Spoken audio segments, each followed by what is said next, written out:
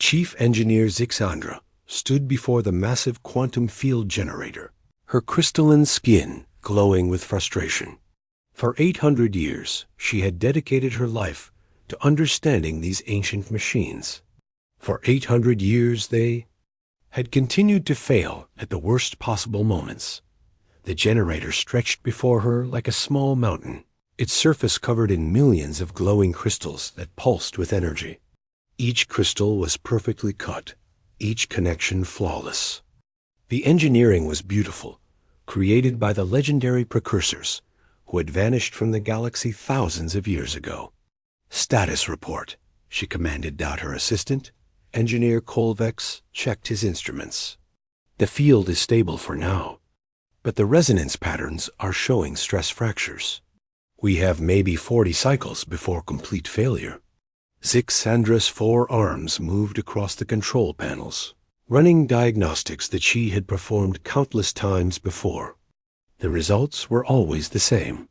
The generators worked perfectly for decades, then suddenly began to fail for no reason anyone could understand. "Have you tried the new harmonic adjustment protocols?" she asked. "Yes, Chief Engineer." No change. In the failure pattern, Zixandra sighed, a sound like wind through crystal caves. This was the story of her entire career. Small improvements, temporary fixes, but never a real solution to the precursor paradox.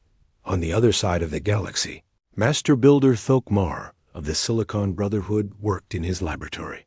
His massive stone body hunched over calculations that filled entire walls with equations. He had been working on the same problem for 1,200 years. "Computer, run simulation 847,392, he commanded. The holographic display showed a perfect model of the quantum field generator. Thokmar watched as the simulation ran through decades of operation, then suddenly collapsed into chaos. The same pattern every time. Perfect operation, then sudden failure. "Analysis complete," the computer announced. "Failure cause unknown. Recommendation: insufficient data for solution." Thokmar struck the table with his fist, cracking the stone surface. 1,200 years of mathematics, and he was no closer to solving the problem than when he started.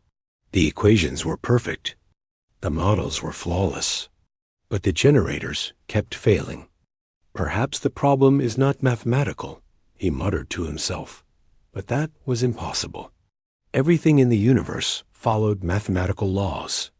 The precursors had understood this better than anyone got in the bioengineering labs of the Neural Collective. Dr. Velther worked with living circuits that could adapt and grow. Her approach was different from the others.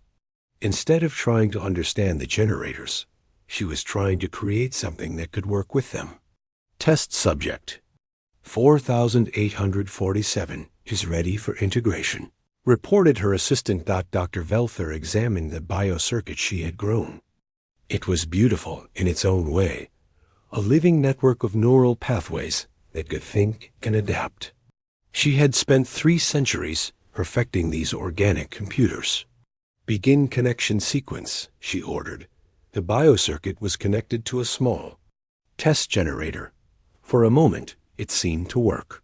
The living circuits adapted to the quantum field fluctuations, compensating for the instabilities. Then, like all the others, it began to break down. "Failure mode?" Dr. Velther asked. "The biocircuit is trying to adapt, but the field changes are too rapid. The living tissue cannot keep up with the quantum shifts." Dr. Velther made notes in her research journal. Another failure, but each failure taught her something new. Maybe the next design would work. Maybe the next century would bring success. These 3 engineers were the best in the galaxy. They represented different species, different approaches, different ways of thinking, but they all shared the same problem. The quantum field generators were failing, and no one knew why. The generators were not just machines. They were the foundation of galactic civilization. They powered the faster-than-light travel that connected thousands of worlds. They provided energy for entire star systems. They made interstellar communication possible. Without them, the galaxy would return to the Dark Ages. Each world would be isolated, alone among the stars. Trade would stop. Communication would end. The great galactic community would collapse. This was why the precursor paradox was so important. It was not just an engineering problem. It was a crisis that threatened the survival of galactic civilization itself. The problem had a name because it was so famous. Every engineering school in the galaxy taught courses about it. Every major species had dedicated research teams working on it. The most advanced computer systems in the galaxy spent all their time trying to solve it. Some of the best minds in galactic history had worked on the precursor paradox. The ethereal collective had spent 1,000 years studying the quantum mathematics. The machine intelligence had analyzed every possible component failure. The hive mind had approached it as a system optimization problem. All had failed. The generators were built by the precursors, the most advanced civilization the galaxy had ever known. They had technology that seemed like magic to the current galactic species. They had mastered space, time, and energy itself. Then they had vanished.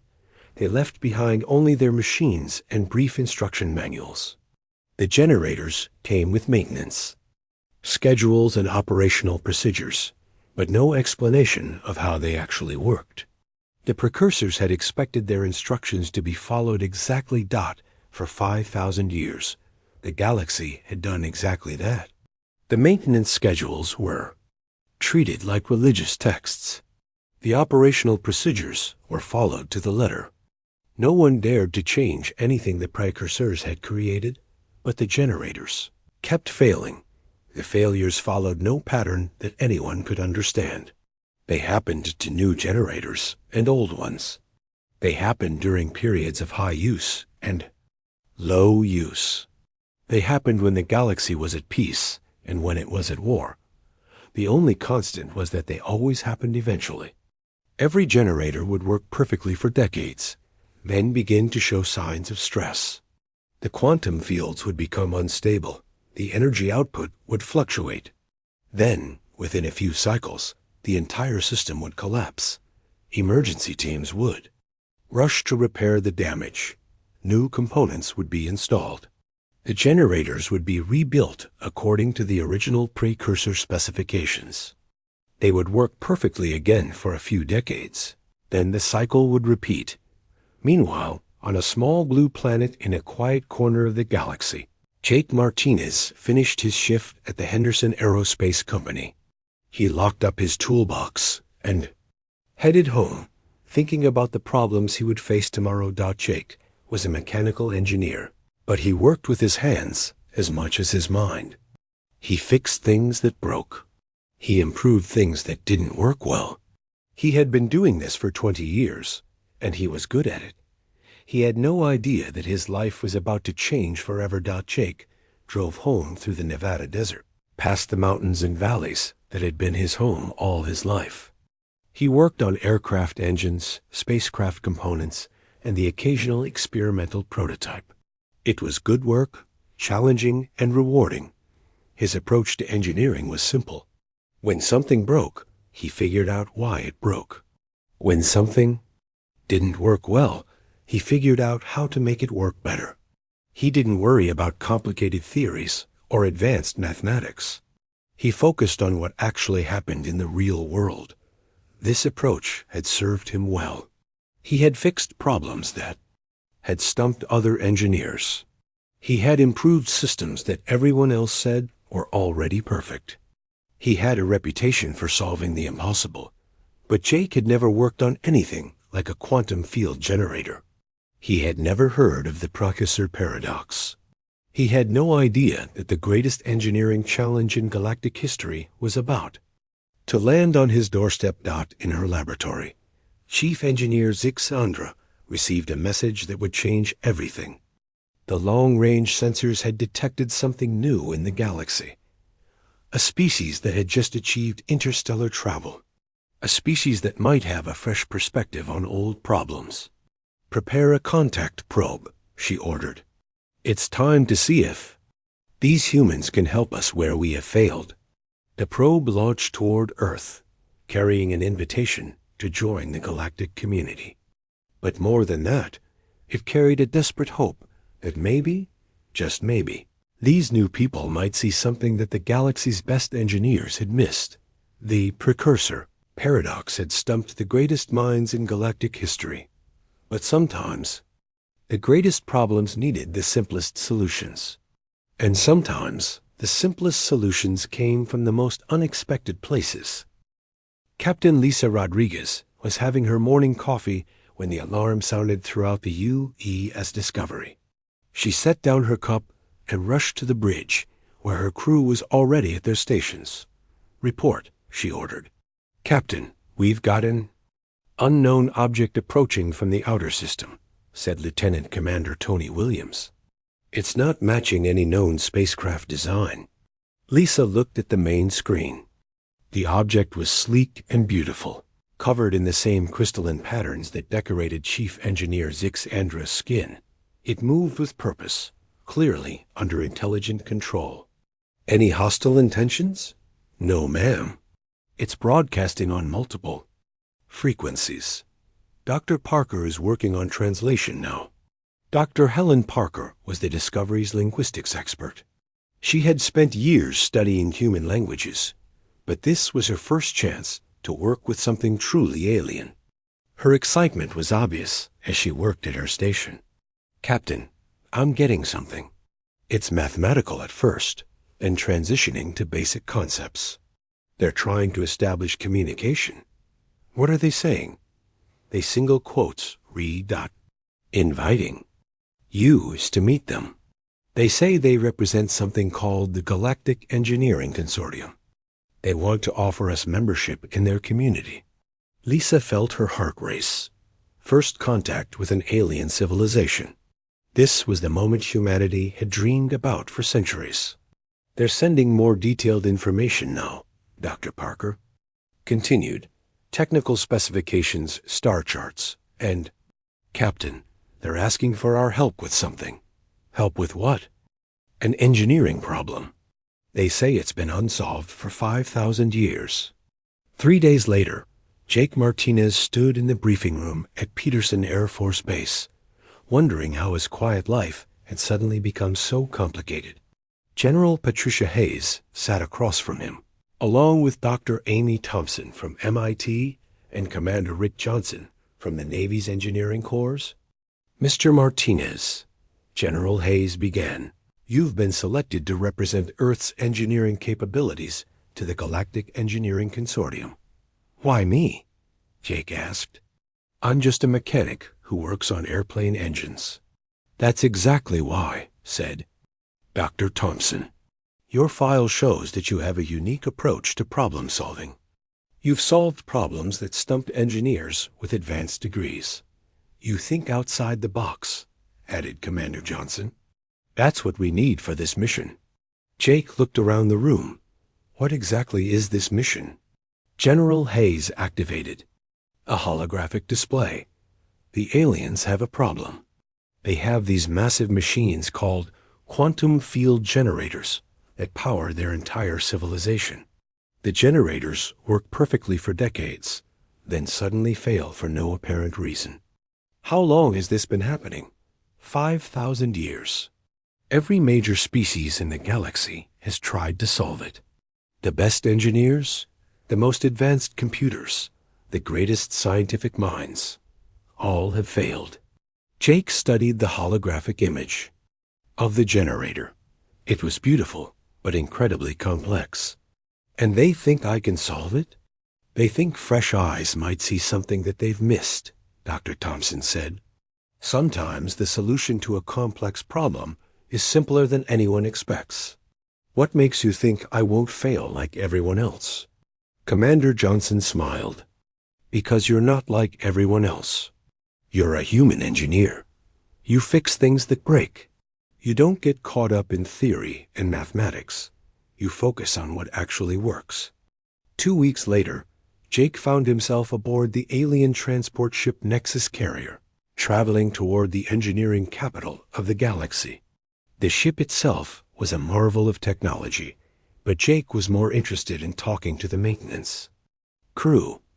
"How often do you service the engines?" he asked Technician Vorthik. "Every 100 cycles, according to the manual," the insectoid alien replied. "The procedures have not changed in 1,000 years. Do you ever have problems between service intervals?" "Small things, adjustments, minor repairs. Nothing that gets reported to the engineers." Jake nodded, making notes. Dr. Thompson was studying the ship's quantum physics systems with the alien scientists.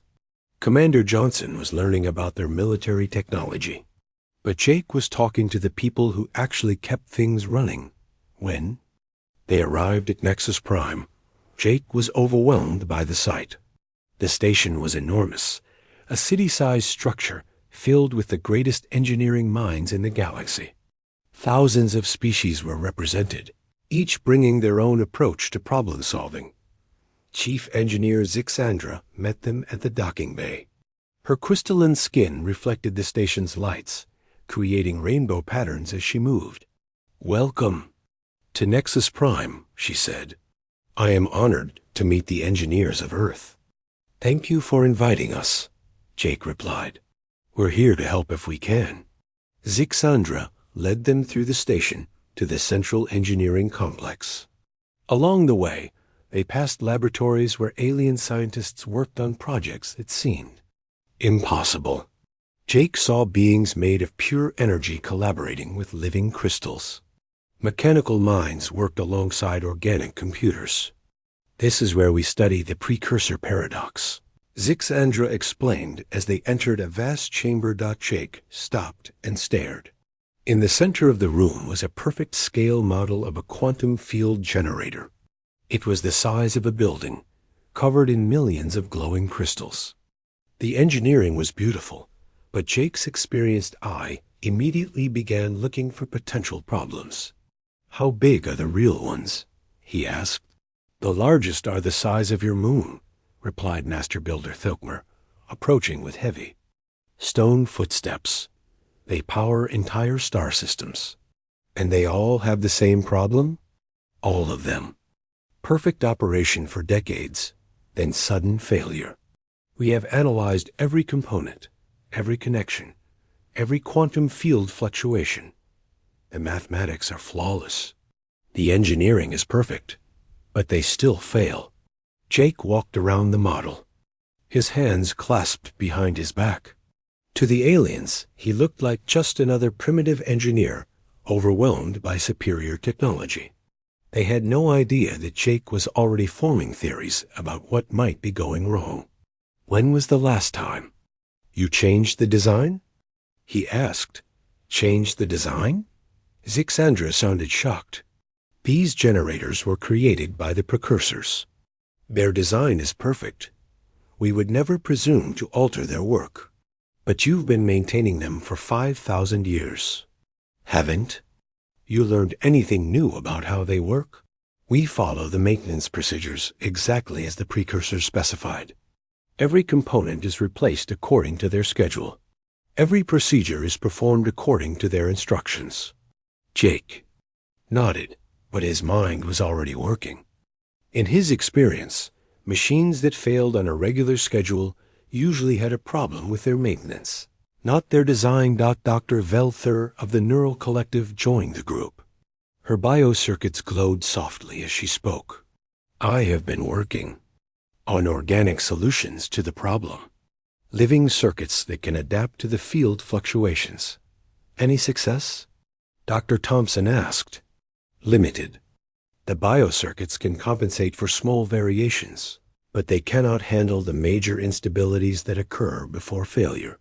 Jake listened to the conversation, but his attention was focused on the model. Something about the maintenance schedule bothered him. In his experience, machines didn't fail randomly. They failed for reasons, and those reasons were usually simple. "Can I see the maintenance logs?" he asked. "The maintenance logs?" Master Builder Thokmar seemed confused. Those are just routine records. They contain no useful information about the failures. I'd like to see them anyway. But surely you want to study the quantum field equations first? The mathematical models? The component specifications? I'll get to those later.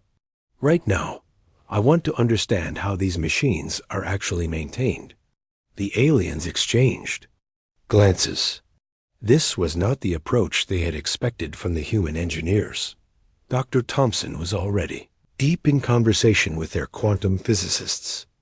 Commander Johnson was examining their advanced materials and defensive systems, but Jake was asking about maintenance logs. Very well, Sixandra said. I will have the logs prepared for your review. As they continued the tour, Jake noticed something interesting. The aliens were incredibly intelligent, and their technology was far more advanced than anything on Earth. But they seemed to think that more complexity was always better. Every solution they proposed involved adding more components, more calculations, more sophisticated systems. The idea that the problem might have a simple solution seemed to never occur to them. Jake, Dr. Thompson said during a break, what do you think so far? I think they're making this too complicated, Jake replied. They're so focused on the high-tech stuff that they're ignoring the basics.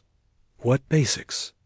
Maintenance schedules, operational procedures, the simple mechanical stuff that keeps machines running. They treat all of that as unimportant, but in my experience, that's where most problems come from. Commander Johnson joined them. I'm seeing the same thing. Their engineering is impressive, but they seem to overthink everything. Maybe that's why they haven't solved the problem, Jake said. They're looking for a complex solution to what might be a simple problem. That evening, Jake sat in his quarters, reviewing the maintenance logs. The data went back thousands of years, covering hundreds of generators across the galaxy. Most engineers would have been overwhelmed by the sheer volume of information. But Jake wasn't most engineers. He had spent years troubleshooting mechanical systems, and he knew how to spot patterns that others. Jake spent his second day at Nexus Prime doing something that shocked the alien engineers. Instead of studying the advanced quantum equations or examining the exotic materials, he walked through the maintenance bays talking to the workers who actually serviced the generators. The aliens watched him with confusion. Here was a representative of a new species, given access to the most advanced technology in the galaxy, and he was wasting time with maintenance technicians. Why is the human talking to janitors? Master Builder Thokmar asked Chief Engineer. Sixandra, I don't understand it either, she replied. Perhaps their species has a different approach to learning. Jake didn't care what the senior engineers thought. He had learned long ago that the people who actually worked on machines knew more about their problems than the people who designed them. He found Technician Kivinal in the main maintenance bay, working on a small generator component. How long have you been doing this job? Jake asked. Kivinal looked up from her work. Her insectoid features showed surprise. No senior engineer had ever asked her opinion about anything. 300 years, she replied. I have maintained 17 different generators during that time. Have you noticed any patterns in the failures? Patterns? Kivinal clicked her mandibles thoughtfully. Well, the generators always work perfectly after major maintenance. It's about 40 to 60 cycles later that they start having problems. Jake made a note. And how often is major maintenance performed? Every 50 cycles, according to the ancient protocols. The schedule was established by the precursors themselves. Has anyone ever tried changing the schedule? Kivinal looked horrified. Change the precursor protocols? That would be unthinkable. The precursors were the most advanced civilization in galactic history. Their instructions are perfect. Jake nodded, but continued asking questions. He talked to maintenance workers from different species, different generations, different parts of the galaxy. Slowly, a picture began to emerge. The generators always failed between 40 and 60 cycles after major maintenance. Always. But the senior engineers had never noticed this pattern because they were looking for correlations with stellar activity, quantum fluctuations, and gravitational fields. They had ignored the maintenance schedule because it was too simple, too obvious. Surely the great precursors couldn't have made such a basic mistake. Meanwhile, Dr. Thompson worked with the alien scientists in the quantum physics laboratory. The mathematics were incredibly complex, involving calculations that pushed even the most advanced computers to their limits. The field equations are beautiful, she told Dr. Velther, but they're so complex that I can barely follow them. That is the genius of the precursors, Dr. Velther replied. They understood the universe at a level we can barely comprehend. But if the math is so perfect, why do the generators fail? That is the paradox. The equations predict perfect stability, but reality disagrees. Dr. Thompson studied the holographic displays showing quantum field fluctuations. The patterns were chaotic, seemingly random. But her physics background told her that truly random systems were rare in nature. There was usually an underlying cause. Commander Johnson spent his time learning about alien military technology and defensive systems. He was impressed by their capabilities, but noticed something interesting about their approach to engineering. They always assumed that more complexity equals better performance, he told Jake during lunch. Every solution they propose involves adding more components, more calculations, more sophisticated systems. That's what I've been thinking, Jake replied. They're so focused on making things complicated that they might be missing simple solutions. What have you found in the maintenance logs? A pattern. The generators don't fail randomly. They fail on a schedule that matches their maintenance cycles. Commander Johnson raised an eyebrow. You think the maintenance is causing the failures? I think it's possible. In my experience, machines that fail on a regular schedule usually have a problem with their service procedures, not their design. That afternoon, Jake requested a meeting with the senior engineers. Chief Engineer Zixandra, Master Builder Thokmar, and Dr. Velther gathered in the main conference room, expecting to discuss quantum field theory or advanced materials science. Instead, Jake started talking about maintenance schedules. I've been reviewing the failure data, he said. Every generator failure occurs between 40 and 60 cycles after major maintenance. Every single one. That's impossible, Thokmar said. We've analyzed the failure patterns for centuries. They're random. They're not random. You just weren't looking at the right timeline. Jake activated the holographic display and showed them the data he had compiled. Thousands of generators, spanning 5,000 years, all following the same pattern. The generators fail because something happens during the maintenance cycle. He explained, something that creates stress in the system, stress that builds up over time until the generator fails. But the maintenance procedures are perfect, Zixandra protested. They were created by the precursors themselves. The precursors weren't perfect, Jake said quietly. They were just people like us. Smart people, but still capable of making mistakes. The room fell silent. The idea that the legendary precursors could be wrong about anything was beyond the aliens' ability to accept. What kind of mistake? Dr. Velther asked. A timing error. The maintenance schedule calls for complete. Systems shut down and restart every 50 cycles. But I think the generators need more time to stabilize after each restart. More time. The generators are complex systems. When you shut them down and restart them, there are probably dozens of subsystems that need to synchronize. If you rush the process, you create microscopic stress that accumulates over time. Master Builder Thokmar pulled up the maintenance procedures. The precursors specified 6 hours for system stabilization after restart. And I'm guessing that worked fine when the generators were new, Jake said. But as they age, they need more time to stabilize.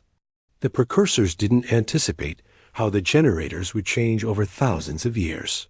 You're suggesting we extend the stabilization period? I'm suggesting we test it. Pick a generator that's about to fail and try extending the stabilization time from 6 hours to 18 hours. The alien stared at him. 5,000 years of research, and the solution might be to wait 12 extra hours during maintenance? That's impossibly simple, Zixandra said. The best solutions usually are, Jake replied. Sometimes the most obvious answer is the right answer. Dr. Thompson joined the meeting, having finished her work in the quantum physics lab. What did I miss? Jake thinks he's solved the precursor paradox, Commander Johnson said. Really? How? Better maintenance procedures. Dr. Thompson blinked. That's it? That's it, Jake confirmed. The generators are failing because they're not given enough time to stabilize after maintenance shutdowns. It's causing cumulative stress that eventually leads to system failure. But the quantum field equations are probably correct, Jake said. The problem isn't with the physics. It's with the maintenance schedule. Dr. Velther looked at her biocircuit experiments. I've been trying to create living systems that can adapt to field fluctuations. But if the fluctuations are caused by maintenance stress, then fixing the maintenance schedule should eliminate the fluctuations. Jake finished. The room was quiet as the implications sank in. The greatest engineering challenge in galactic history might have the simplest possible solution. We need to test this theory, Zixandra said finally. I agree, Jake said, but we need to test it on a generator. That's already showing signs of failure. That way we can see if the modified procedure actually works. Generator Station 7 is scheduled for decommissioning next cycle, Thokmar said. It's been failing regularly for the past few years. Perfect. Let's see if we can save it. As the meeting ended, Jake noticed the aliens looking at him with a mixture of respect and confusion. They had spent thousands of years trying to solve the precursor paradox with advanced mathematics and sophisticated technology.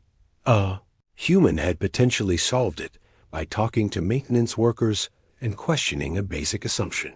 Jake, Doctor Thompson said as they walked back to their quarters, if you're right about this, you're going to be famous throughout the galaxy. I just want to see if it works, Jake replied.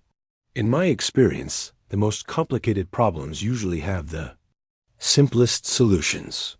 You just have to be willing to look at them from a different angle. And if you're wrong, then we'll try something else. That's how engineering works. You form a theory, test it, and if it doesn't work, you try a different theory. The aliens don't seem to think that way. No, they don't. They seem to think that the first theory has to be perfect, so they spend all their time making it more and more complicated. Sometimes you have to step back and ask if you're solving the right problem. That night, Jake sat in his quarters, reviewing the generator specifications one more time. The machines were incredibly sophisticated, far beyond anything humans had built, but at their core, they were still machines. They followed the same basic principles as any other machine, and machines failed for reasons. Usually simple reasons. Tomorrow, they would test his theory. If he was right, the greatest engineering challenge in galactic history would be S. Generator Station 7 hung in space like a dying star. The massive structure was covered in warning lights that blinked red across its crystalline surface. Chief Engineer Zixandra stood in the station's control room, watching the readings net, told a story of inevitable failure. Field stability at 67% and dropping, reported the station commander. We have perhaps 15 cycles before complete collapse. Perfect timing, Jake said, studying the control panels. This gives us a chance to test the theory before the generator fails completely. The aliens had gathered to watch the test. Word had spread throughout Nexus Prime that the human engineer claimed to have solved the precursor paradox. Many had come to witness what they expected to be another failure. Master Builder Thokmar checked his instruments. The mathematics still predict failure within the normal time frame. Your theory contradicts 5,000 years of data. The data supports my theory, Jake replied. You just weren't looking at it the right way. Dr. Velther monitored her biocircuits, which were connected to the generator's quantum field sensors. The living systems are showing severe stress. They're trying to compensate for the field fluctuations, but they're failing. Because they're trying to fix the wrong problem, Jake said. The fluctuations aren't random. They're caused by cumulative stress from improper maintenance procedures. Jake walked to the main control station. The generator had been shut down for routine maintenance just 43 cycles ago. According to the records, it had been restarted after the standard 6-hour stabilization period. Right on schedule, it had begun showing signs of failure. Dr. Thompson, what do the quantum field readings show? He asked. Amy Thompson studied the complex displays. The field patterns are chaotic, but there's an underlying structure. It's like the system is trying to find stability, but can't quite achieve it. That's exactly what I expected, Jake said. The generator is fighting against the stress created by premature restart. It's been doing this for 43 cycles, and now it's exhausted. So what do we do? Asked Commander Johnson. We shut it down and restart it properly this time. The alien engineers looked at each other with concern. Shutting down a failing generator was dangerous. If the restart failed, the entire station would be without power. The risk is too great, said Station Commander Polthik. If we lose the generator completely, we lose the station. You're going to lose it anyway, Jake pointed out. The generator is going to fail within 15 cycles. We have nothing to lose by trying.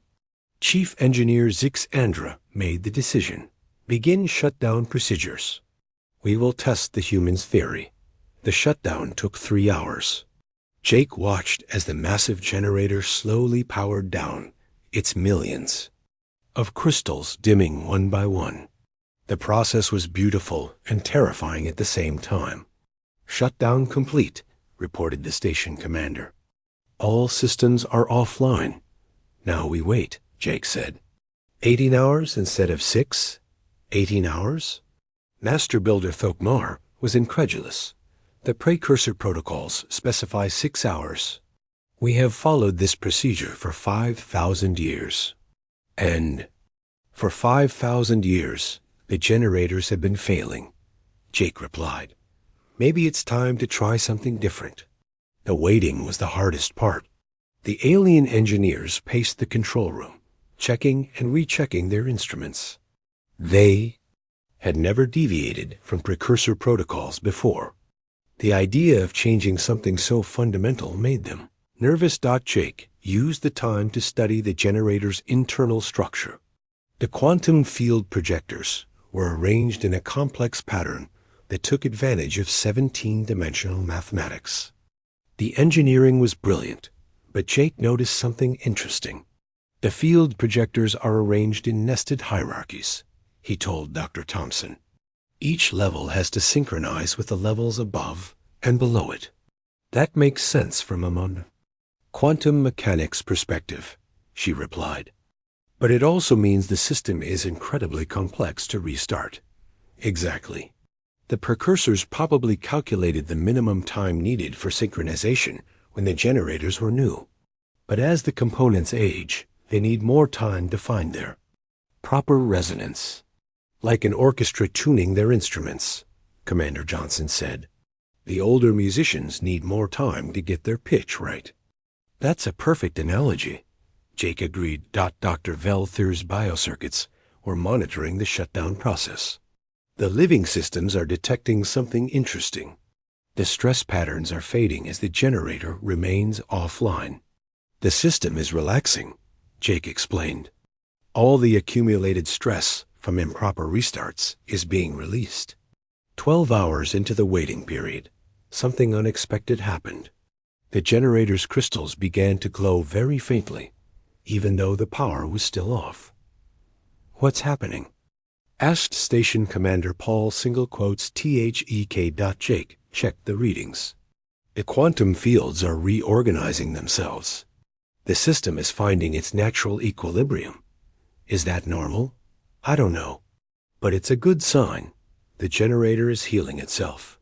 At 18 hours, Jake gave the order to begin the restart sequence.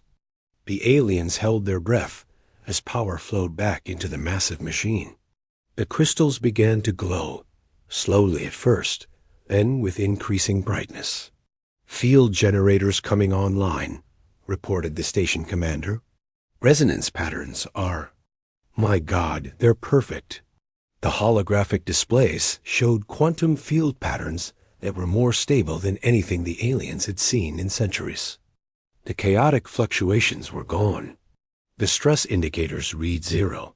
The generator was running perfectly. "Field stability at 100%, the station commander announced, his voice filled with amazement. "Energy output is actually higher than normal specifications."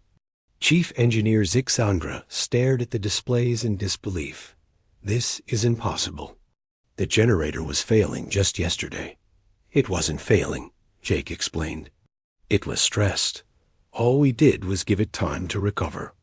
Master Builder Thokmar ran his own diagnostics.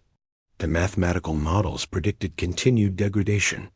"How can the reality be so different from the theory?" "Because your models were based on flawed assumptions," Dr. Thompson said. "You assumed." The precursor maintenance schedule was perfect. When you build that assumption into your calculations, you can't see the real problem. Dr. Valther's biocircuits were showing readings she had never seen before. The living systems are detecting perfect harmony in the quantum fields. There's no stress, no instability, no chaos. It's beautiful. Jake walked around the control room, checking different monitoring stations. Every reading confirmed the same thing. The generator was working better than it had in decades. "How long will it last?" asked Station Commander Paul Thick. "If I'm right, it should work perfectly for the next 50 cycles. Maybe longer, since we've eliminated all the accumulated stress. And then we shut it down for maintenance again. But this time, we wait 18 hours instead of 6. The implications were staggering. Every generator in the galaxy could be fixed with a simple change to the maintenance schedule. The precursor paradox, which had stumped the greatest minds in galactic history, had been solved by waiting 12 extra hours. "We need to inform the Galactic Engineering Consortium immediately," Zixandra said. "This changes everything." "Wait," Jake cautioned. "We need more data first. One successful test doesn't prove the theory. We should monitor this generator for several cycles to make sure the fix is permanent." "But other generators are failing." "Across the galaxy," Thokmar protested.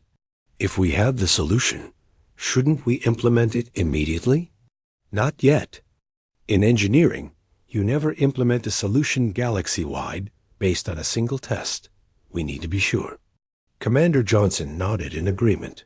"Jake's right. We need to test this on multiple generators under different conditions. What works for one system might not work for all of them, but the principle should be the same," Dr. Thompson added.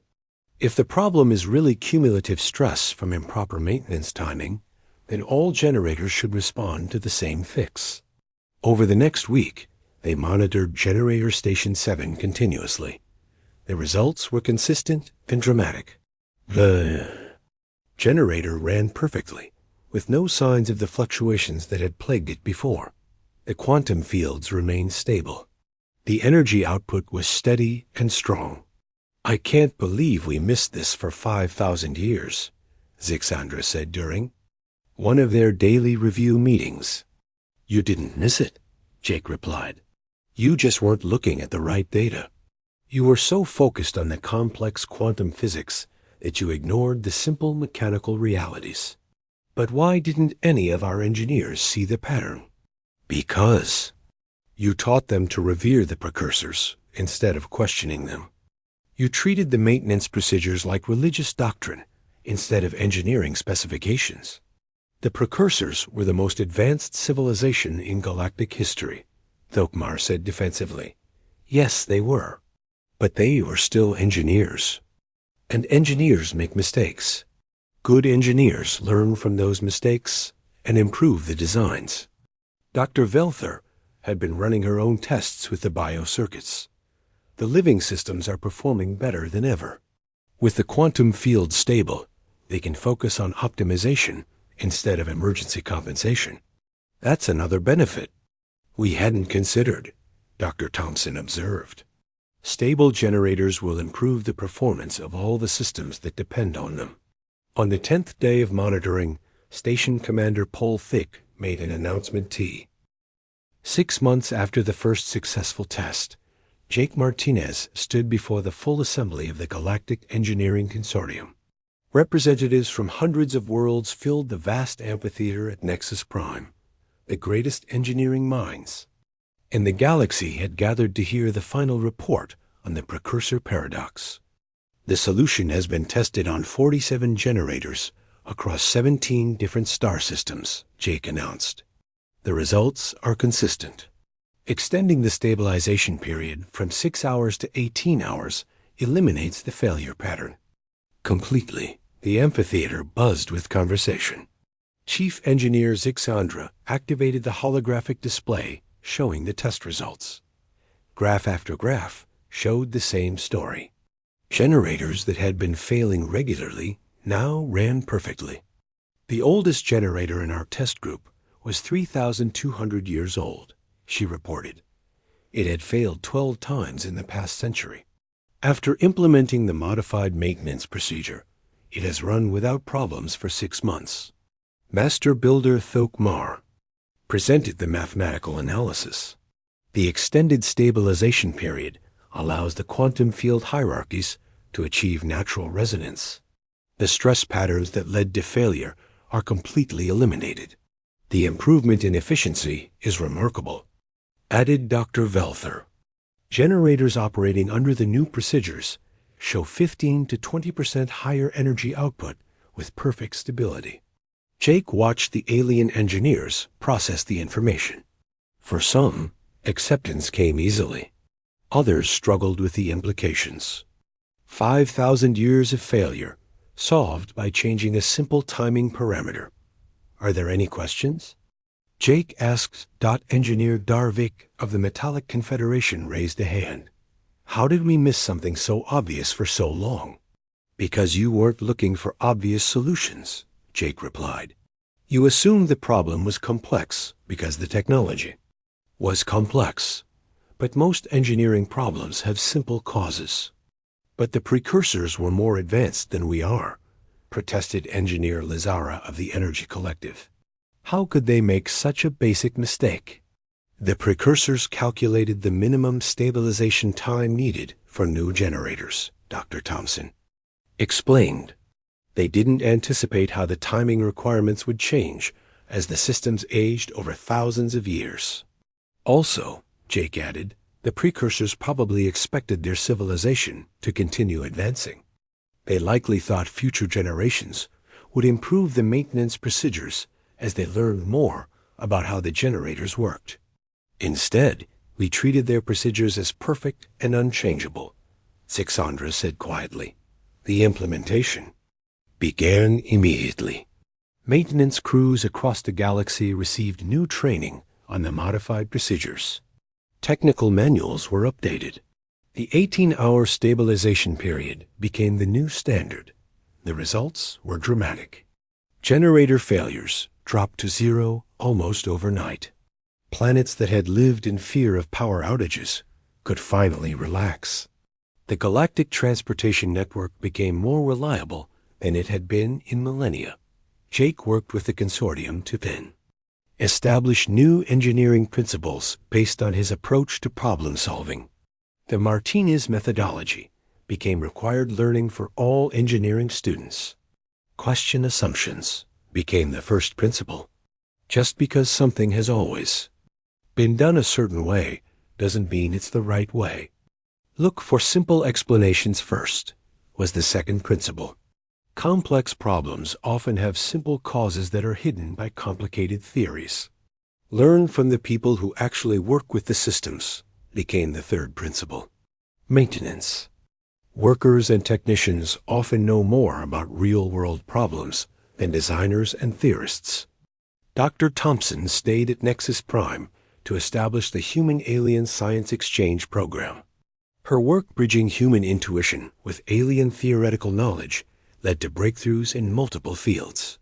Humans approach problems differently than we do, she explained to a gathering of alien scientists. We tend to focus on practical results rather than theoretical perfection. This can lead to solutions that are simpler and more effective.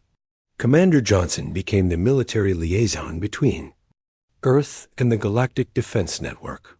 His emphasis on adaptability and improvisation revolutionized alien military thinking. Human tactics are based on flexibility. He taught at the Galactic War College. We plan for the unexpected and adapt to changing conditions. This makes us effective against enemies who rely on rigid strategies. The success of the precursor paradox solution opened doors for humanity throughout the galaxy. Human engineers were recruited by major corporations and governments. Their reputation for solving impossible problems spread across the stars, but the impact went beyond engineering. The galaxy's approach to problem-solving began to change. Species that had relied on complex theoretical models started paying attention to practical observations. Maintenance workers found their opinions valued for the first time in centuries. Jake returned to Earth as a hero, but he was more interested in the new challenges that awaited him. The galaxy was full of ancient technologies that needed human insight, problems that had stumped alien civilizations for generations. What's next? Asked General Hayes during Jake's debriefing. The ethereal collective has a faster-than-light communication system that loses efficiency over time, Jake replied. They've been trying to solve it for 2,000 years. And you think you can help? I think I can at least look at it with fresh eyes. That's all it took for the generators. Dr. Helen Parker, who had first translated the alien contact message, was now Earth's ambassador to the Galactic Council. The aliens are amazed by human engineering capabilities, she reported. They want to establish permanent research partnerships. What kind of partnerships? Joint projects where human engineers work alongside alien scientists. They provide the theoretical knowledge. We provide the practical insight. That sounds perfect, Jake said. We have a lot to learn from each other. 3 years after first contact, the impact of human engineering was being felt throughout the galaxy. Ancient problems were being solved. New technologies were being developed. The combination of alien theory and human practicality was proving incredibly powerful. Jake stood in his new laboratory on Nexus Prime, working on his latest project. The Crystalline Collective had a terraforming system that worked perfectly in theory, but failed in practice. They had been trying to fix it for 800 years. Any theories yet? Asked his assistant, a young human engineer named Carol Webb, who had come to work with the consortium. A few, Jake replied, studying the maintenance logs. The system fails every time they try to use it on a planet with high mineral content. But their theory says that shouldn't matter. What do you think? I think their theory is missing something simple. Maybe the high mineral content interferes with one of the early stage processes. The aliens don't think it's that simple. Jake smiled. The aliens never think it's that simple. But that's why they need us.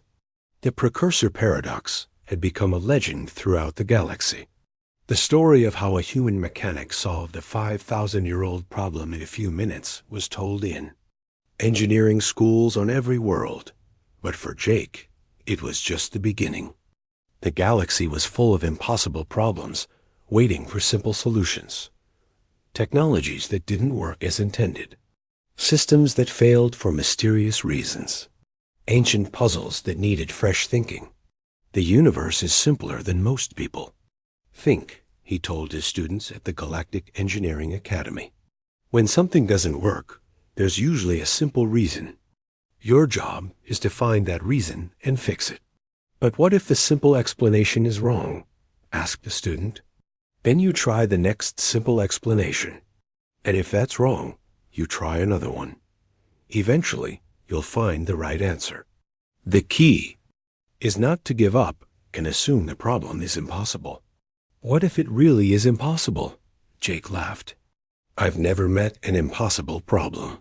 Just problems that nobody had looked at the right way yet. The precursor paradox had taught the galaxy an important lesson. Advanced civilizations could make simple mistakes. Complex problems could have easy solutions. And sometimes, the most valuable perspective came from outsiders who weren't afraid to question everything. Humanity had earned its place among the stars not through superior weapons or advanced technology, but through superior thinking. They had shown the galaxy that intelligence wasn't about knowing the most complicated theories. It was about asking the right questions and being willing to accept simple answers. The generators hummed peacefully throughout the galaxy, their quantum field stable and strong. The 18-hour maintenance cycle had become standard procedure, written into law and taught to every technician that 5,000 years of failure had ended with 12 extra hours of patience. And Jake Martinez, the mechanic from Nevada who had changed galactic civilization, continued working on the next impossible problem, confident that somewhere in the complexity was a simple solution waiting to be found. The galaxy had learned to value human thinking. And humans had learned that sometimes the greatest discoveries came not from building something new, but from understanding something old. The precursor paradox was solved. But for humanity, it was just the beginning of their role as the galaxy's troubleshooters, the people who could see simple solutions to complex problems. The universe was vast and full of challenges. But with human ingenuity and alien knowledge working together, no problem was truly impossible.